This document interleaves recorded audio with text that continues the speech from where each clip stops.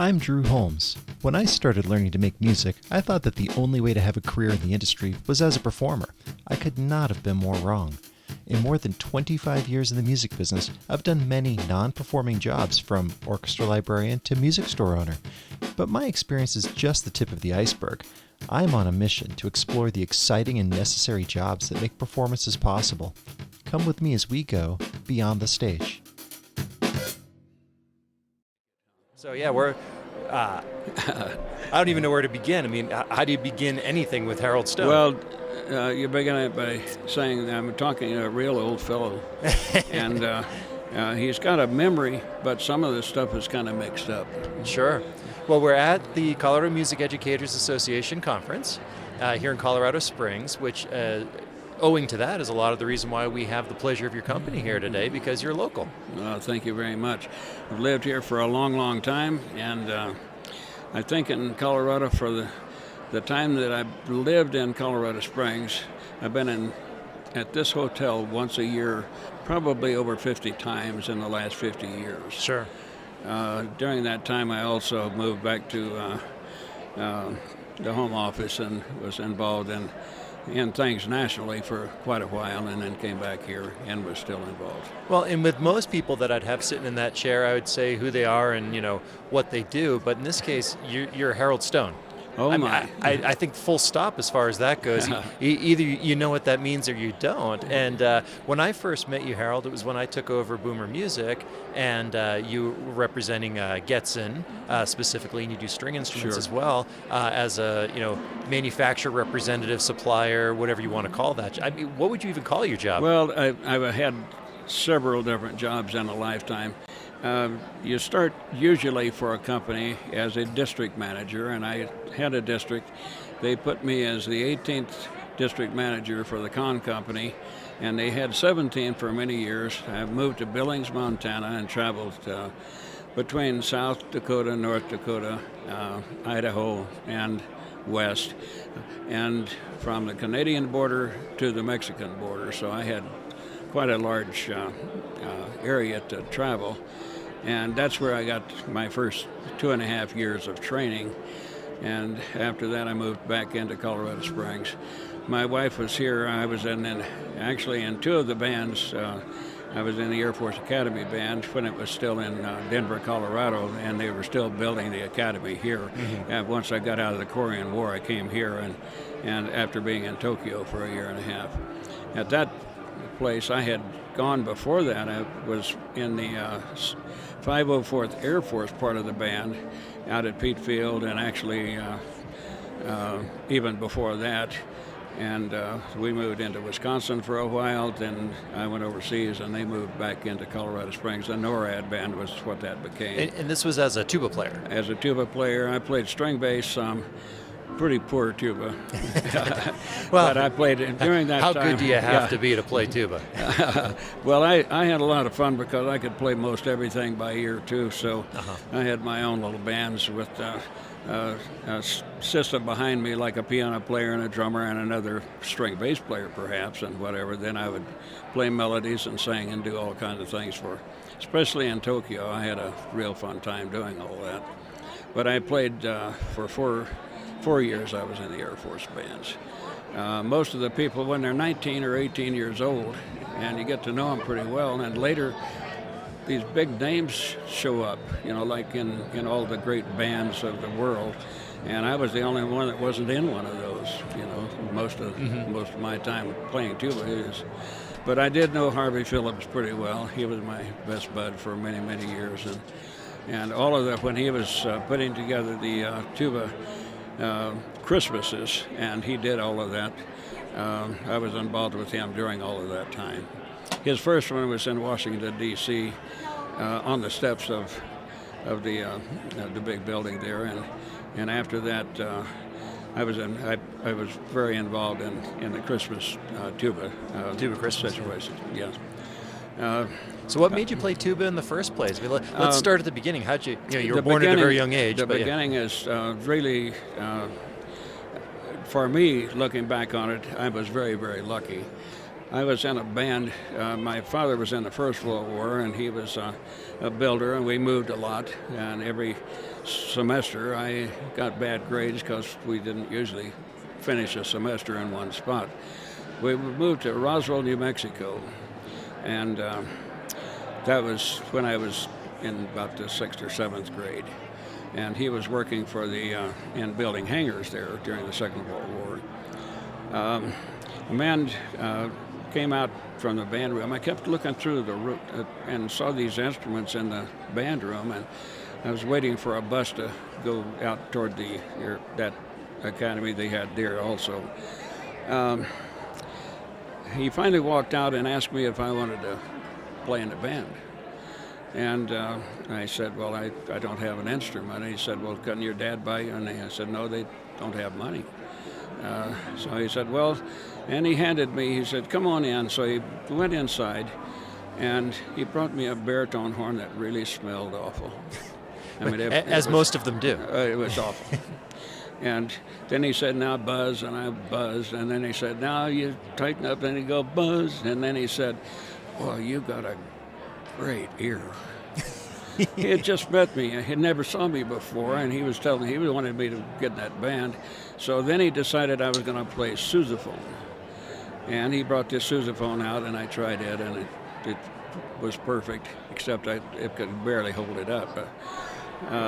2 weeks later, I was in the high school band, because he wanted another person, a 5. I was the 5th one, and the other 4 tubas in that, or sousaphone players, were sitting in the back, and I was holding this horn. However, I hadn't learned quite how to play it very well. But that's what started me. And by the way, the truth of the matter was he had been in a very famous band, John Philip Sousa's band, and he played solo clarinet with them. And that's who Not a bad chair to be in. That's the one that started me in music and told me how great I was before he knew me. So that kind of built a living for the rest of my life, and especially today, the big push that while I'm on talking to you folks, you're in the business of music education, and music education is not something that is being talked about very much. Neither is art, any of the arts these days. It's very important to realize what a child gets in the first grade. Being in the first grade and starting to count and say 2 and 2 is 4, and that's ABC, and you do know your ABCs, don't you, little first grader? But we teach those things in the first grade with music, and you do that by making a whole note. And when I first started, I figured, well, we'll just do this whole big group here, and we'll put them together and we'll stomp. So you say 1, 2, 3, 4, and then do it again, and let's do our hands now and clap. And this time you go, that's fast. That means that the whole note, and you draw this thing up there that used to be a whole, but now it's 4 beats. And those 4 beats can be very slow, or they can be very short. In other words, we've taught them that. Then when you cut it in half, it's 2 and 2, and from there it goes to 1 and 1 in quarter notes, and we're taking it faster than you would in, of course, a school room. But at the end of 4 or 5 weeks in the 1st, 2nd, or 3rd grade, they learn how to add and subtract and study the ABCs. Every principal of every school and every superintendent and all of the teachers should keep this in mind. That's what we're here for, is to open the door and teach the whole world of what we're getting out of first grade. In the very first grade, this is participating in force, because you have all these little kids together that look at each other and count to 1 to 4 at least, and sometimes do fractions, because when the last time you cut that thing in half, and you have 8 notes in there. So in the 1st and 2nd and 3rd grade, we're teaching reading, writing, and arithmetic. Yeah. And they're learning math and fractions. From the very, very beginning. Well, you don't have to formally call it that in order to learn. Yes. To me, it was pretty simple. Later on, you entertain the thought of being in, marching bands and all these different things. And if you want to think about a marching band as being a nonsense, that's incorrect.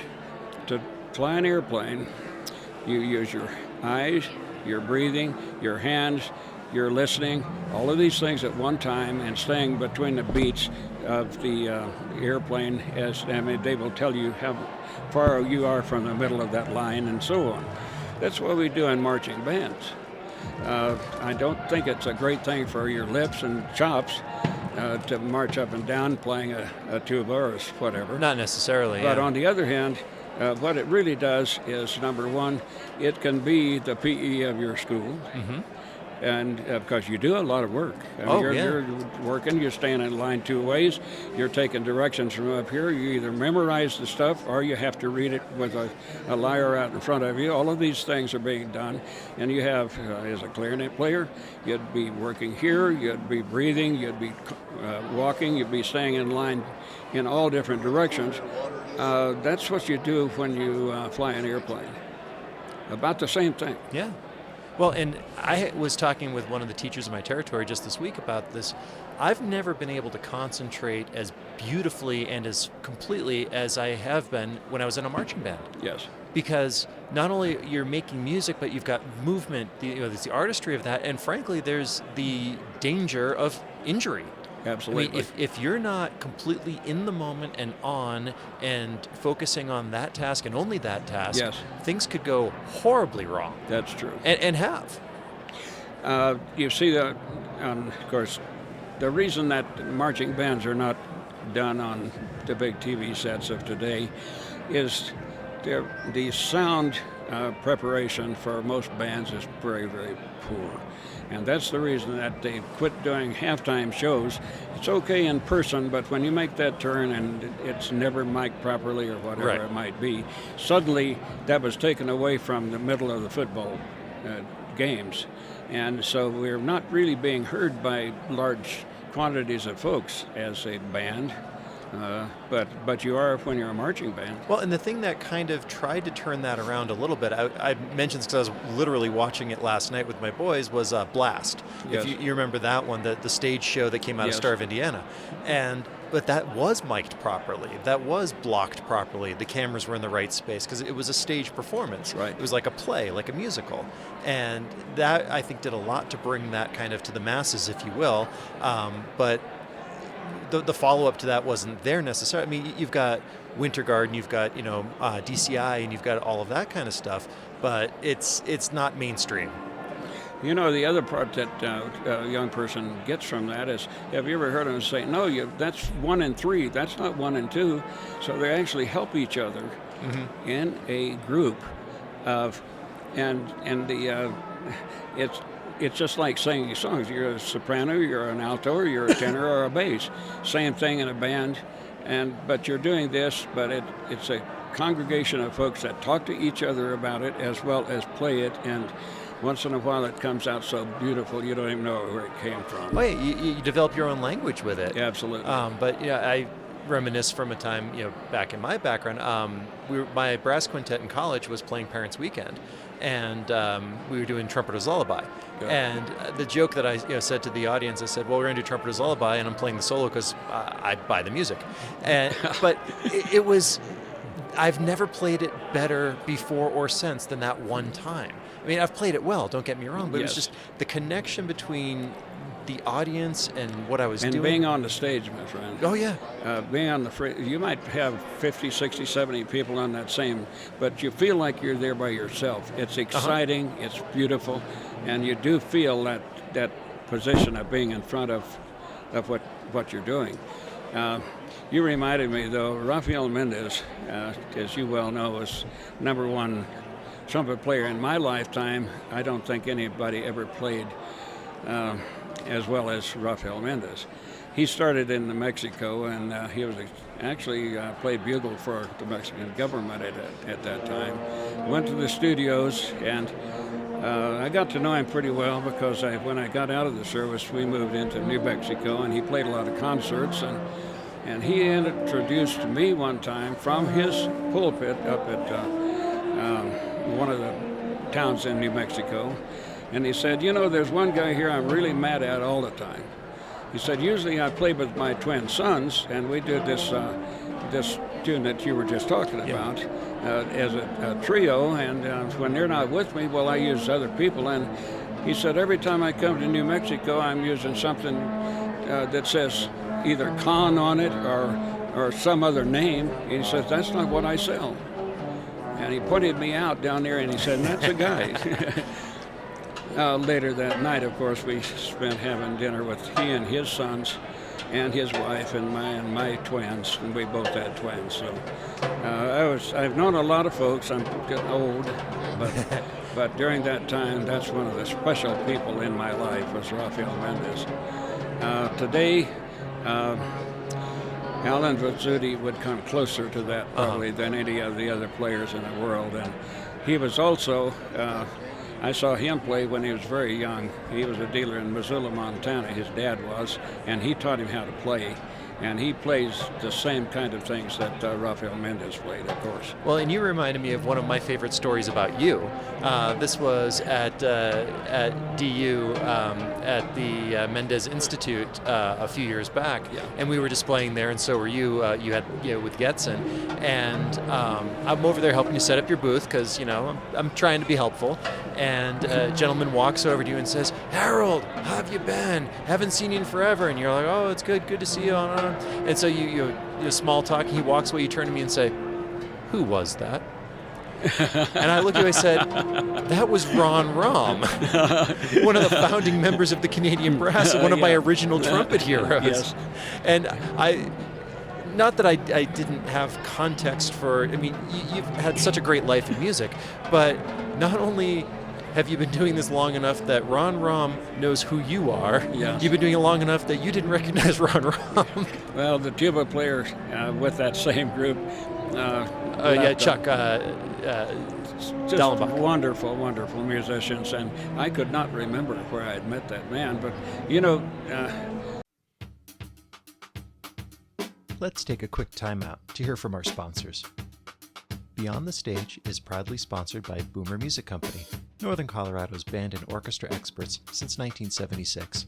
If you need instrument rentals, repairs, sheet music, or accessories, Boomer Music has you covered. Come to our Fort Collins showroom or visit us online at www.boomermusiccompany.com. Thepodcastingstore.com is your one-stop shop for all things podcasting and remote learning, and a proud sponsor of Beyond the Stage. Whether you're a novice remote teacher or a veteran podcaster, we have the gear and the knowledge to take your content to the next level to better engage your audience.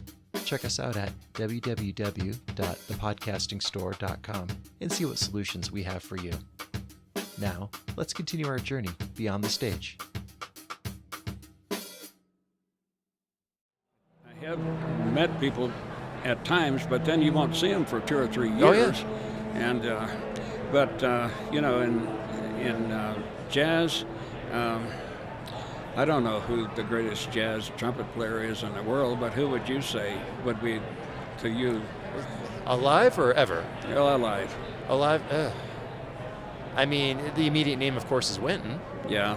I mean, he's got to be on the list. He's on the list, but he's not my favorite. Not because of his playing, his kind of attitude, maybe. I'm not sure, but I haven't had the opportunity to meet him, and so that's kind of when I look at just the body of work that's presented to the public. Well, he's a fine player. Yeah, no doubt about that. And of course, Doc Severinsen. Yes. I spent a lot of time with Doc, but he's used me no matter who he worked for. Before every concert, Doc has to get into the auditorium when there's nobody there and point his trumpet at every corner and every window and every place in the place. And I was the chosen one when I was available. Every time I'd run into him at a meeting, and like one in Austin, Texas, twice, and I couldn't get rid of him. And he said, "Well, I need you on Sunday afternoon." It was at the College Band Director National Association or something like that. Because I need you to, and you'd have somebody walk around away from him. He's the only one on the stage. You're the only one in the auditorium. Yeah. I said, "Well, Doc, it's going to change." He said, "No, what I'm doing," and of course I've done it before for him all over the country. But I said, well, I can't do that because my sister lives in Seguin, New Mexico, and I've got to visit her. I don't see her very often, and we're going to have lunch. It was a Sunday afternoon. And he said, she can't come. He didn't want anybody there. And I said, well, then I won't come. I can't do that. I have to go see my sister. And I said, well, do you want them to be here? And he said, well, if they come over here, they can't say a word. That's what he told me. Really, truly. So he didn't. I didn't. I said a lot, but some of those things I didn't repeat right now. Well, and I got to meet Doc. This is when I was still in Naples, Florida, doing library work for the Naples Philharmonic, and we did a Pops concert for our Millennium concert.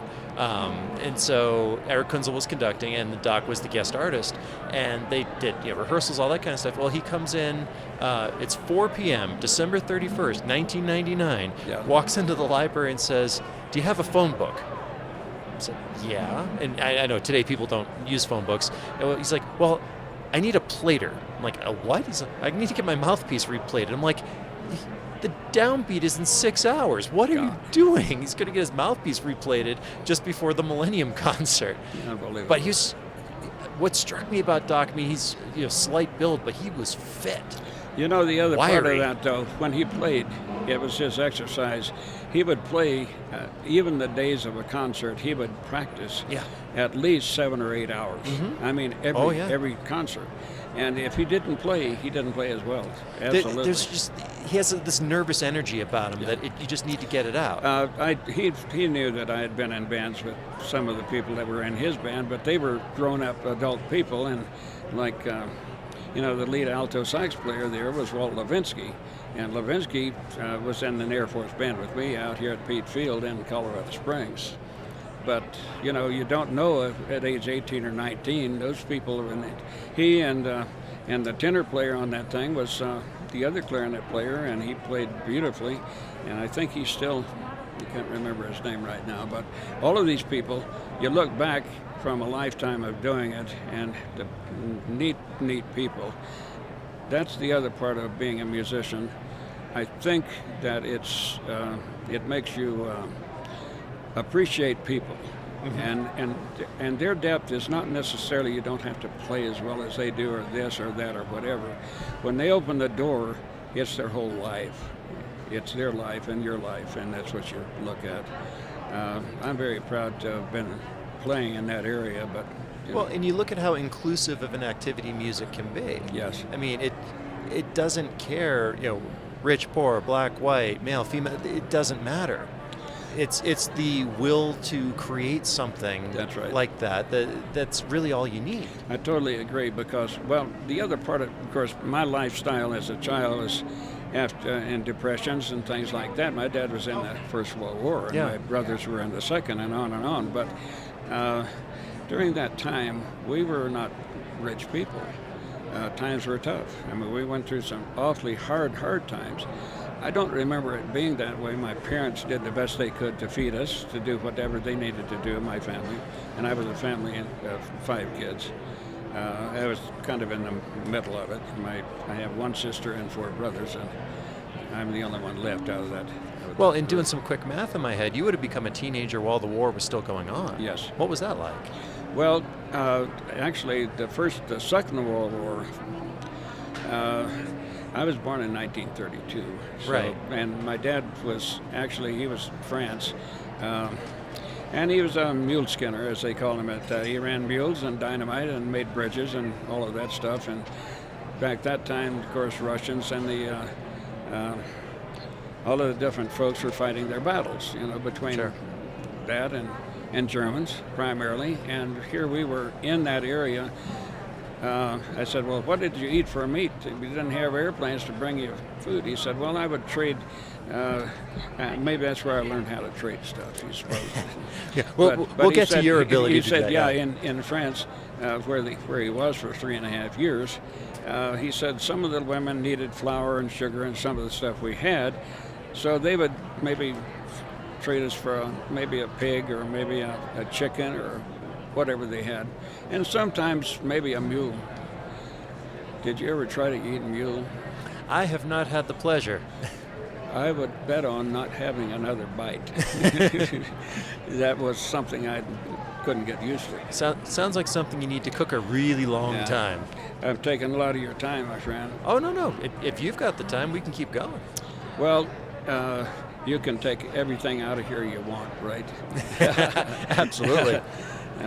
I think overall, my big push for a lifetime, and including the con company, I became a... Yeah, I was going to say, you were in the service band, and then what happened after that? Then I decided, I have to have a job. I got twin kids that I didn't see till they were a year and a half old, and I got to make a living, so I went to Albuquerque, New Mexico, and all over town I went to the same music stores over and over again and said, I got to get a job. I have to make a living. And I think I was 22 at the time, but I was unprepared to be doing anything. Finally, the man said, "You've been in here 5 times," and I said, "Well, this is the 5th time." And I read in a book that a sale is you can make it every 5th time you're going to make a sale out of 5 times.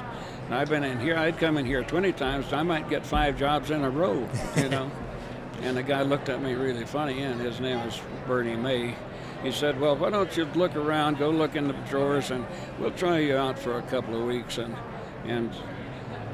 I started going through the drawers and things, but that afternoon I met everybody between there and the front door and said, "Good morning, good afternoon," whatever it was.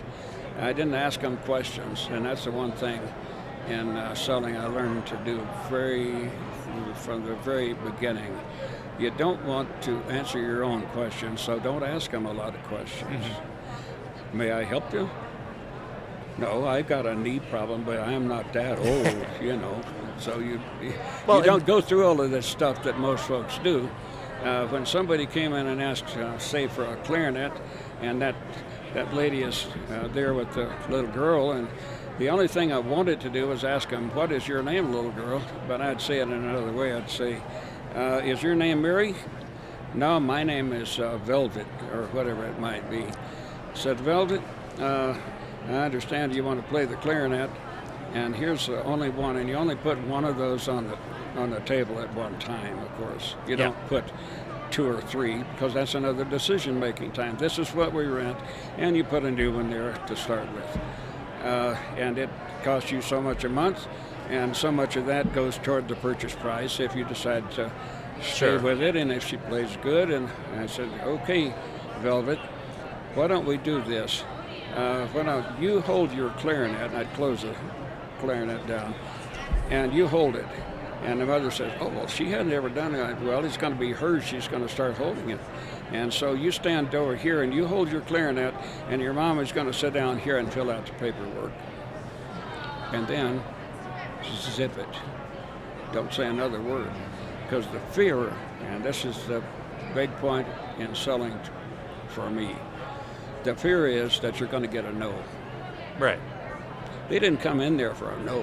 They came in there to rent a clarinet. Well, and this is what I try to instill in the staff, especially if they don't have any experience with customer service, is what we do is fantastic because everyone that walks through that door has pre-qualified themselves. Yes.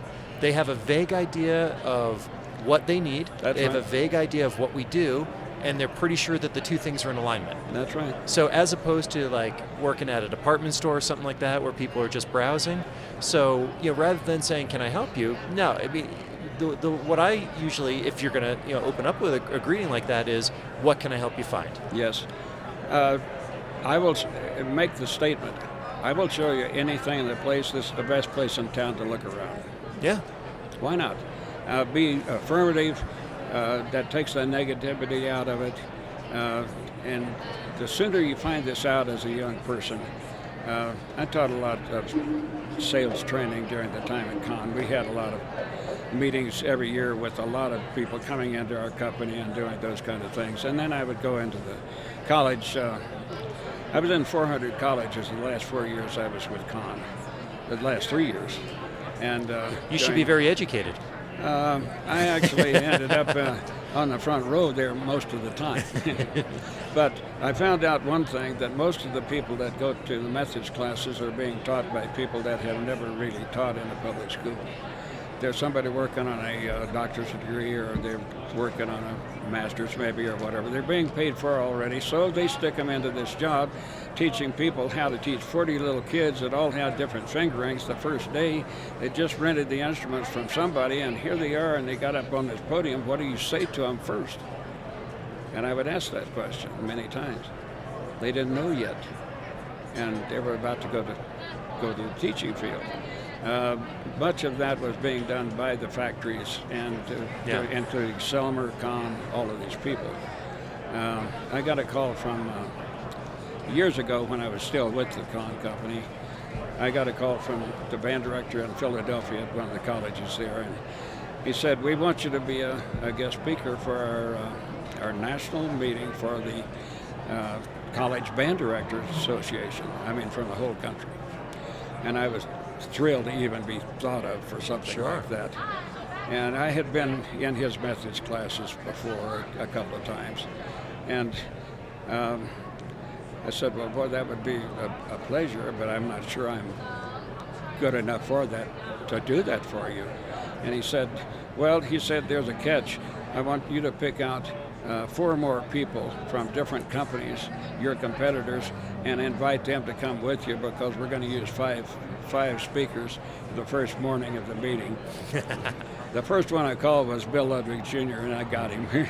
Of course, he went. A guy from LeBlanc. He had been the Navy commander at the Navy School of Music for a long time, too, and so he went. And who else? There's a man in a wheelchair from Selmer that had done a lot of things for teachers, and he went. So we had a meeting, and we had a really great time of it. So they hired you to be the contractor and the band leader. Yeah, and then I had to supervise, sort of, you know. I learned on the spot. But before it was over, it was a beautiful thing for me. But on the other hand, it was also really good. And I found out at that time that all of these people that most of the teaching for teachers is done on the pulpit from the band directors teaching the teachers. Not usually in the Methodist. You can't do enough in the Methodist. It's too bad. There were, I think San Diego State had Dr. Savage was the lady's name that was head that department, and she actually would go and hire people from very successful people that taught from grade school, middle schools, and high schools, and she had those people teaching her methods classes, and that was at San Diego State way back when. But those are the things that the companies have added to. I mean, the large manufacturing companies have added to the educational system, a great part of it. Sure. So you were working at a store, and then after the store. Yeah, where'd you end up from there? I wanted to go at Kahn, and I put and I bugged the crap out of them for 3 or 4 years, and finally. Why that company? It was the largest in the world, and the most, and it also. They and Selmer were the two that did most of the educational training. And I'd been to one of their sales schools, and about the second year I was with that Bernie Mays music. And I found out at that time there was a man by the name of Jack Eccles. Bill Eccles, his father, was later my boss and hired me to work for them. But Jack Eccles gave me so many of the thoughts that I have just talked to you about came from a man by the name of Jack Eccles. I'm glad that came back around to this before I finished it, because he was wonderful. He was in Canada organizing young bands and band directors when he passed away many back years ago. Kahn was the largest, and it just happened to be the one I thought the most of. Sure. When I was selling retail at that time, they were the most helpful of any of the companies. Well, to us. but that matters. Speaking as a retailer, Yes. The representatives from the company are absolutely. as important, if not in some cases more important than the product. Yes. I mean, it's the same thing when we talk about, anyone who has done music for any length of time will talk about a teacher, an instructor, someone that inspired them and kept them in. And conversely, I heard this a lot, a little bit more when I lived on Long Island, but I think it's just the greater population density, the number of people that would quit band because they didn't like their director. Teachers have a huge responsibility at building and continuing what's going on here. Thank you for listening to Beyond the Stage. If you have ideas for future episodes or work in a non-performing role in the music industry and would like to tell your story, please contact me at drew@boomermusiccompany.com. I'm Drew Holmes. Thank you for listening as we explore careers in music beyond the stage.